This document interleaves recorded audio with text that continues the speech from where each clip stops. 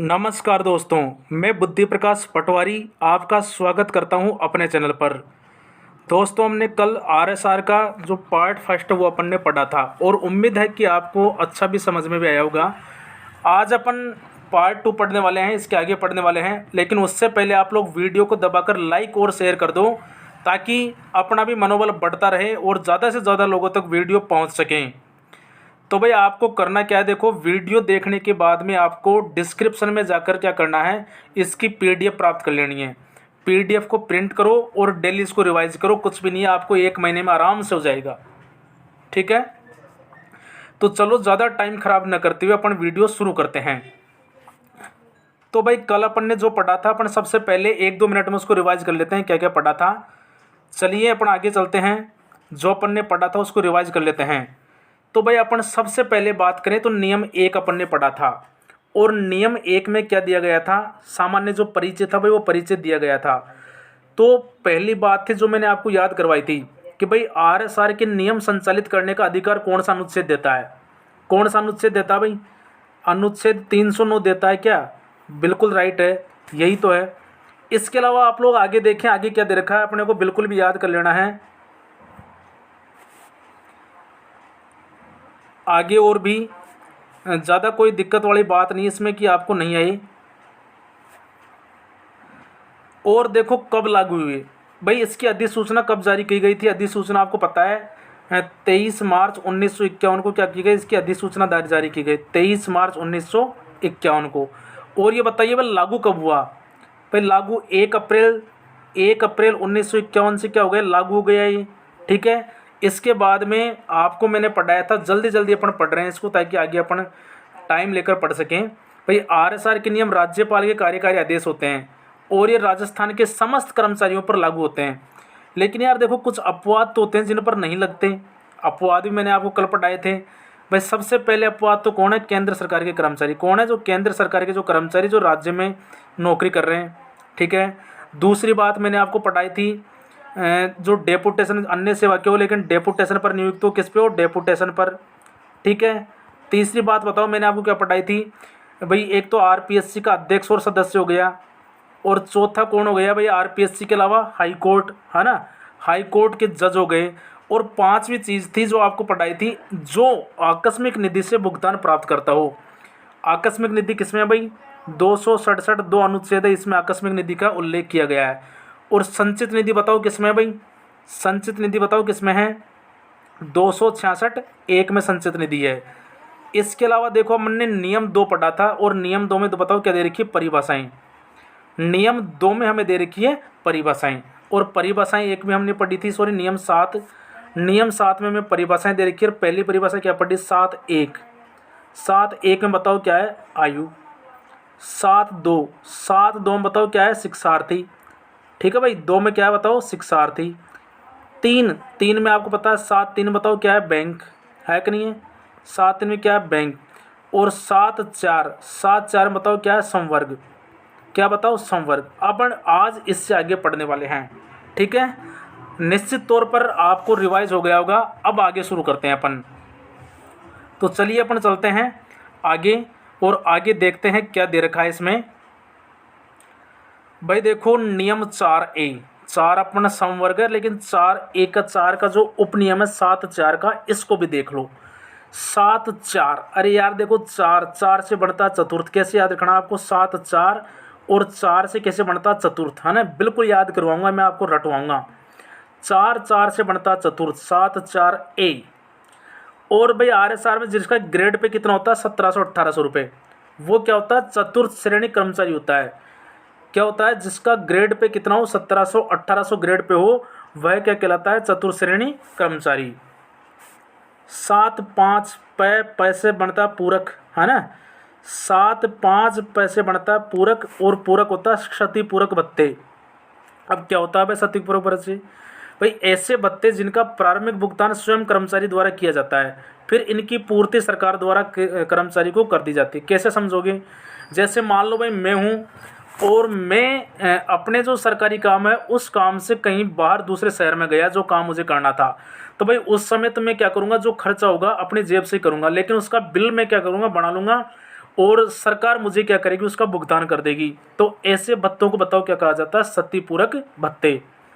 4 में आप लोग समझ गए चतुर्थ श्रेणी, 5 में पूरक मतलब सतिपूरक। 6 भाई 6 क्या है, 6 7 6, 6 को बताओ सक्षम, 6 बोलते हैं ना सक्षम, सक्षम नहीं सक्षम पढ़िए इसको, है ना। 6 से 6 सक्षम, सक्षम अधिकारी कौन होता है भाई, 7 6 सक्षम अधिकारी कौन होता है बताओ। परिशिष्ट 9 भाग 2 के तहत आने वाले कर्मचारी जो वित्तीय शक्तियों का प्रयोग कर सकते हैं, उपयोग कर सकते हैं। सक्षम 6, ठीक है, आप लोग पढ़ सकते हैं सक्षम 6। तो भाई सक्षम अधिकारी कौन हो गया, परिशिष्ट 9 भाग 2 के तहत आने वाले सभी कर्मचारी जो वित्तीय शक्तियों का उपयोग कर सकते हैं। क्या कहलाते हैं बताओ, सक्षम कर्मचारी कहलाते हैं कि निकले सक्षम अधिकारी हो गए। 7 7 6 भाई 7 किससे शुरू होता है, स से, और स से बनता है संचित निधि, है कि नहीं है। स से बनता है संचित, संचित से आपको पता है कितना होगा संचित निधि 266 1 में, कल पढ़ा दिया था आपको मैंने ये। भाई जो आज आया वो पहले वाली वीडियो को जाके देखो, मैं इसकी क्या बना दूंगा, प्लेलिस्ट बना दूंगा, तो आप लोग देखना बिल्कुल, जब भी शुरू करें तो पहली वीडियो से आप लोग चालू करना, ठीक है भाई। 7 7 में बनता है संचित निधि, है ना। अब 7 7 ए, 7 का उपनियम ए है, ये क्या भाई, नियम 93 आगे अपन पढ़ेंगे ना, नियम 93 के तहत आने वाले अर्ध अवकाशों को रूपांतरित अवकाश में परिवर्तित किया जा सकता है। भाई नियम 93 आगे अपन पढ़ने वाले हैं, इसके बारे में डिटेल से पढ़ेंगे। नियम 93 के तहत आने वाले अर्ध वेतन अवकाशों को रूपांतरित अवकाश में परिवर्तित किया जा सकता है। निश्चित तौर पर क्या पढ़ा अपन ने, मैं बता देता हूँ आपको, ठीक है। अभी अपन ने क्या पढ़ा, 4A, क्या पढ़ा भाई 4A। 4A में बताओ क्या होता है, चतुर्थ श्रेणी सेवा, क्या होता है चतुर्थ श्रेणी, जिनका ग्रेड पे कितना हो बताओ, 1700 1800 ना, 1700 1800। 5 में मैंने आपको पढ़ाया था पूरक, पूरक मतलब क्या हो गया, सतिपूरक भत्ते, है कि नहीं है। 6 सक्षम अधिकारी, सक्षम अधिकारी मैंने पढ़ाया था 6 में सक्षम अधिकारी। 7 से बनता है 7 से क्या बनता है, सक्षम अधिकारी, है कि नहीं है। क्या बनता है भाई, सक्षम अधिकारी बनता कि नहीं है 7 से, बिल्कुल बनता है सक्षम अधिकारी। अब यार देखो 7A, इसके बाद बताओ क्या 7A। 7A क्या भाई, नियम जो 93 इसके तहत आने वाले अवकाशों को रूपांतरित अवकाश में बदला जा सकता है। इतना पढ़ा भाई अपन ने अभी तक, और आपको याद भी हो गया होगा। चलो आगे देखते हैं अपन, अगला नियम देखते हैं, 7 के बाद में 8वां नियम देखते हैं। 8वें नियम में क्या दे रखा है, चलो भाई 8वां देखो, 8वें में क्या है, 8 7 8, अभी देखना यार आपको याद होगा, मैं गारंटी दे रहा हूँ कैसे याद होगा।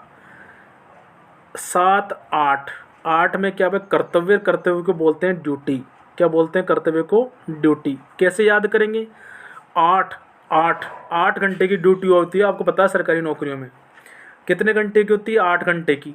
8 घंटे का ड्यूटी मतलब कर्तव्य हो गया याद, खत्म बात, और क्या है। 8 घंटे की ड्यूटी होती है मतलब कर्तव्य। अब कर्तव्य समझो क्या है, इससे तात्पर्य किसी कर्मचारी की सेवा करने से है, सरकारी सेवा करने से है। परिवीक्षाधीन अवधि, अवकाशों की अवधि सदैव कर्तव्य में आती है। समझो भाई आप लोग 8 घंटे की ड्यूटी कर रहे हैं मतलब सरकारी सेवा है।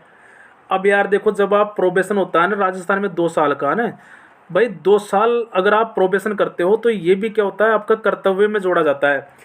और ये 2 साल जो आपकी सर्विस है इसमें भी ऐड किया जाता है, ये प्रमोशन में भी काम आती है, आगे जो फिक्सेशन होता है सब में काम आता है, ये ग्रेड पे भी आपको सम्मिलित किया जाता है 2 साल में।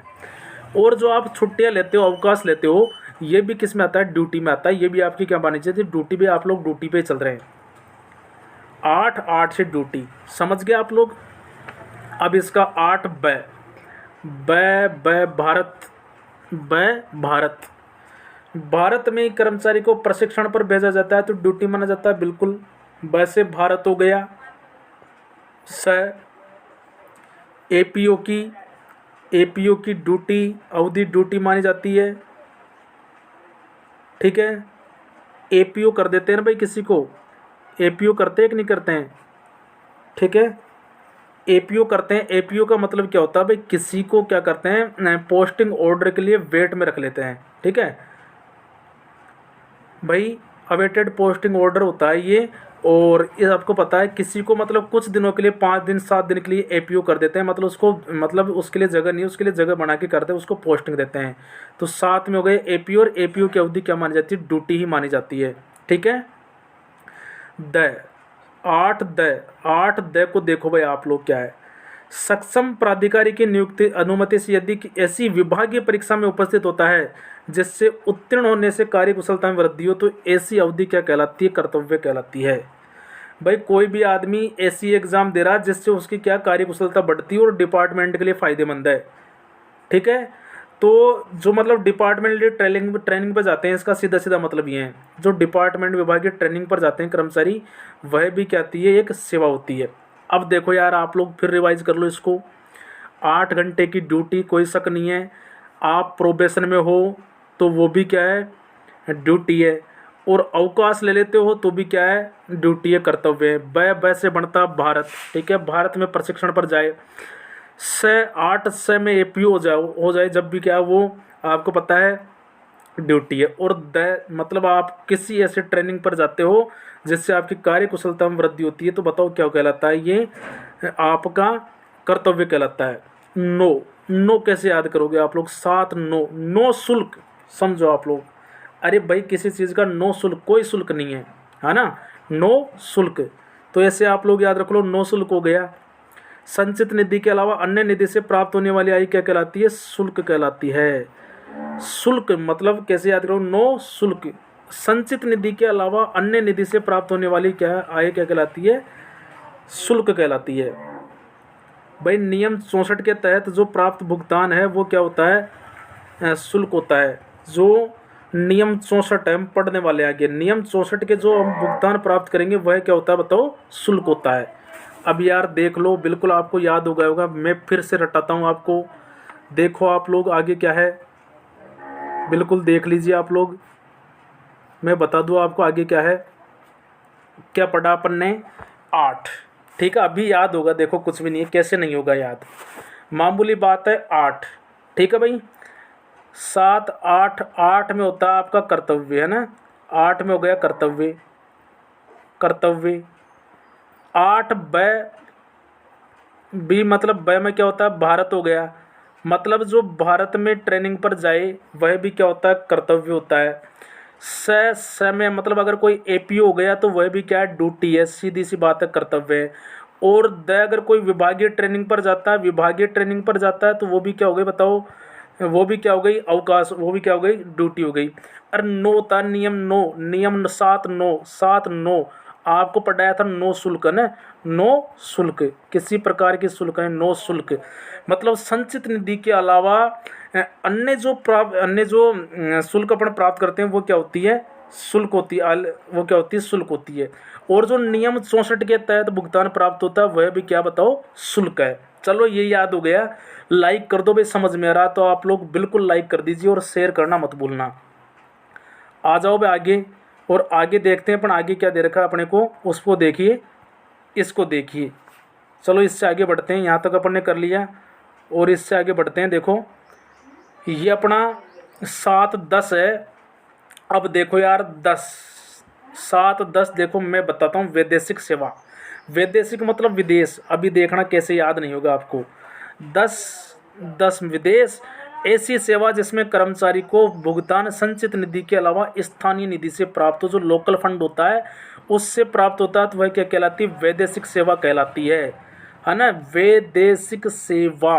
अब देखो कैसे याद होगा भाई आप लोग, 10। यार एक बात तो, वो 10 बार विदेश में जाए या वो 10 बार विदेश में जाए, लेकिन उसने कोई भी कुछ भी नहीं करा, कोई पैसे नहीं कमाए, विदेश में जाने के बाद भी ऐसे ही डोल रहा है। 10 बार, कितनी बार विदेश में जाया बताओ, 10 बार। 10 बार विदेश में जाया, तो आप लोग क्या याद कर लो, वैदेशिक सेवा याद कर लो। ऐसी सेवा जिसमें कर्मचारी को भुगतान संचित निधि के अलावा स्थानीय निधि से प्राप्त होता है, क्या कहलाती है, बताओ, वैदेशिक सेवा। याद रहेगा आपको, मुझे पता है बिल्कुल याद रहेगा आपको। 10 के बाद में देखो 10A, यार ये इम्पोर्टेंट चीज़ है। देखो अभी देखना याद होगा इसमें क्या, राजपत्रित अधिकारी गजेटेड ऑफिसर। वर्गीकरण नियंत्रण अपील 1958 की धारा 1 में आने वाले समस्त अधिकारी राजपत्रित अधिकारी होते हैं। अब पहले तो इसको याद करो कि मैं राजपत्रित अधिकारी कैसे याद रखूंगा ना। 10A यार, एक बात तो, जो आदमी 10वीं में A ग्रेड लेके आएगा वही तो राजपत्रित अधिकारी बनेगा। 10वीं में ग्रेड A लाएगा वही तो राजपत्रित अधिकारी बनता है। तो क्या हो गया, 10A राजपत्रित अधिकारी कुछ भी नहीं है। वर्गीकरण नियंत्रण अपील नियम 1958 की धारा 1 में आने वाले समस्त अधिकारी राजपत्रित अधिकारी होते हैं। हो गया। 10B में देखो भाई, 10A 10B देखो, ब मतलब आधा है ना, 10B मतलब आधा।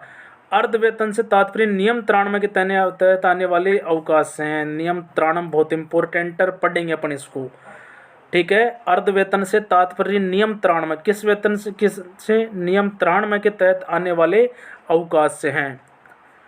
7-11 में क्या बनता है भाई, 11 विभागाध्यक्ष। 7-11 विभागाध्यक्ष। परिशिष्ट 14 भाग 2 के तहत आने वाले समस्त अधिकारी क्या होते हैं, बताओ, विभागाध्यक्ष होते हैं। परिशिष्ट 14 भाग 2 के तहत आने, परिशिष्ट 14 10 11 है ना, 11 में क्या हो गया, विभागाध्यक्ष हो गया, है कि नहीं है। अब यार देखो विभागाध्यक्ष होते कौन है, जैसे मैं पटवारी हूँ तो मेरे जो विभाग का अधिकारी वो कौन है, कलेक्टर साहब है, सीधी सी बात है। जो डिपार्टमेंट का जो मुखिया होता है, हेड, वो क्या होता है, विभागाध्यक्ष होता है। तो हमारे विभाग का अध्यक्ष कौन है, कलेक्टर है। तो परिशिष्ट 14 भाग 2 के तहत आने वाले समस्त अधिकारी क्या होते हैं, विभागाध्यक्ष होते हैं। कैसे याद रखेंगे, एक बार फिर देख लो भाई। 10 बार विदेश जाए बिल्कुल निश्चित तौर पर। 10 में क्या, राजपत्रित 10वीं में A ग्रेड लाएगा जब तो राजपत्रित अधिकारी बनेगा। ब मतलब आधा हो गया, नियम 93 के तहत आने वाले अवकाश से इसका मतलब है, ठीक है। और 11 मतलब विभागाध्यक्ष बन गया भाई। परिशिष्ट 14 भाग 2 के तहत आने वाले अधिकारी क्या होते हैं, बताओ, विभागाध्यक्ष होते हैं कि नहीं होते हैं। अब देखो हमने जो पढ़ा उसको एक बार फिर से रिवाइज कर लेते हैं, अभी याद होगा, निश्चित तौर पर याद होगा। हम एक बार फिर देख लेते हैं उसको, क्या क्या पढ़ा भाई। आज अपन ने, आपको पता है 7 है ना, जो 7-4A हैं, क्या पढ़ा अपन ने, 7-4A, ये पढ़ा कि नहीं पढ़ा, 4A पढ़ा कि नहीं पढ़ा। 4 से मतलब चतुर्थ श्रेणी, ठीक है। और चतुर्थ श्रेणी की ग्रेड बताओ कितनी होती है, 1700-1800, ठीक है। 7A हो गया। 7-5 में क्या हो गया, पूरक, सती पूरक भत्ते, ऐसे भत्ते जो कर्मचारी पहले अपनी जेब से खर्च करे बाद में सरकार दे, ठीक है। 7-6 से क्या बनता है भाई, सक्षम अधिकारी। परिशिष्ट 9 और भाग 2, परिशिष्ट 9 और भाग 2 के तहत आने वाले अधिकारी क्या कर लेते हैं, बताओ, आप मुझे बताओ, सक्षम अधिकारी। 7 से क्या बनता है बताओ, संचित निधि, क्या बनता है, 7 से क्या बनता है, संचित निधि, ठीक है। अगला देखो भाई आप लोग, संचित निधि के बाद में 8 आता है नियम। 8 घंटे की ड्यूटी करनी है, कितने घंटे की, 8 घंटे की ड्यूटी, मतलब क्या हो गया, कर्तव्य हो गया। 8 इसके अलावा देखो 8B में देखो, ब से क्या बनता है, भारत बनता है कि नहीं बनता। ऐसे कर्मचारी जो भारत में ड्यूटी के लिए, प्रशिक्षण के लिए भेजे जाते हैं, वह भी क्या है, एक कर्तव्य है। स में क्या हो गया भाई, कोई भी आदमी APO हो जाए तो वह भी क्या कर रहा है, ड्यूटी कर रहा है। 7D की बात करें तो द में देखो क्या हो रहा है, मतलब कोई डिपार्टमेंटली ट्रेनिंग के लिए जाता है बंदा तो वो भी क्या कर रहा है, ड्यूटी कर रहा है, ट्रेनिंग में जा रहा है तो ड्यूटी कर रहा है। सीधी सी बात है, कुछ भी नहीं है। 8 हो गया। 8 के बाद 90 को देख लो भाई, 90 में क्या है, कुछ भी नहीं है। 90 में आपको बताया था मैंने, 9-7-9 है ना भाई, नो शुल्क, किसी प्रकार की शुल्क नहीं। लेकिन जो नियम 64 के तहत अपन क्या करते हैं, नियम मतलब संचित निधि के अलावा अन्य जो प्रकार की आयु प्राप्त होती है शुल्क होती है। और 64 नियम 64 के तहत जो अपन भुगतान प्राप्त करते हैं वो तो क्या होती है, शुल्क, है ना। 10 पे आओ, देखो 7-10 देखो, 10 बार विदेश जाया मतलब वैदेशिक सेवा हो गई, ठीक है। 10A जो 10वीं में ग्रेड A लिया है, 10वीं में ग्रेड A लिया है, तो ग्रेड A लेते ही बताओ क्या हो गया, गजेटेड ऑफिसर हो गया, गजेटेड ऑफिसर बन गया भाई। और 7B में क्या होता है भाई, नियम 93 के तहत आने वाले अर्धवेतन अवकाश क्या हो गए, ठीक है ना। 7B में अर्धवेतन नियम 93 के तहत आने वाले अवकाश। और 7-11 11 में बताओ क्या बन गया, विभागाध्यक्ष बना कि नहीं बना। 7 11 में क्या होगा, विभागाध्यक्ष। अगर अच्छी लगी वीडियो तो यार लाइक ठोक के जाओ लास्ट में। चलो मिलते हैं अगली वीडियो में।